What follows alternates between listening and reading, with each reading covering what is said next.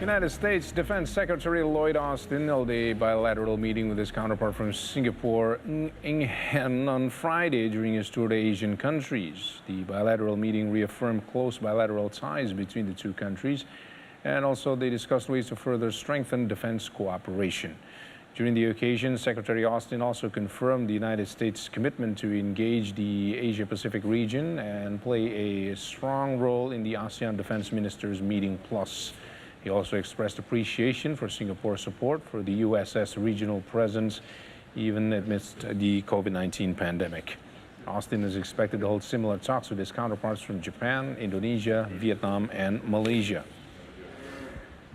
It's a delight to be back in Singapore. As you know, And before meeting his counterpart from Singapore, Secretary Austin have met Indonesia's Defense Minister Prabowo Subianto in Singapore on Friday. The meeting, attended by defense ministers from Japan, Singapore, Malaysia, Indonesia, and the U.S. Minister Prabowo expressed his willingness to see a resolution to all outstanding issues in the South China Sea. He added that Southeast speaking with one voice may help bring about a resolution between China and the United States.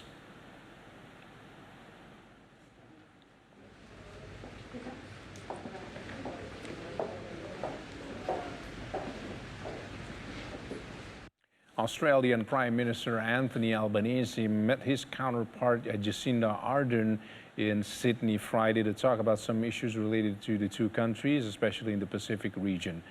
The two leaders say they will establish cooperation with the Pacific Islands nations on climate change and national sovereignty.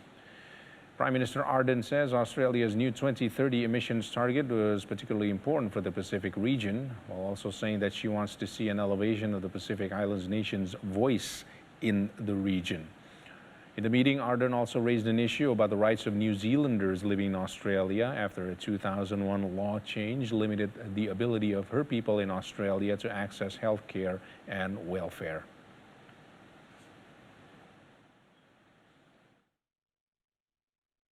To see an increasing elevation of the Pacific Island voice within our region. That's where the PIF and that forum becomes so important, and our approach in raising that voice will be collaborative and one of partnership.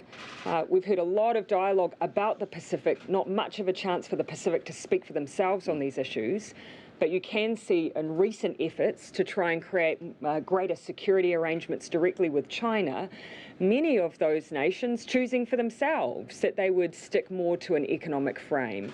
But again, let's hear from the Pacific.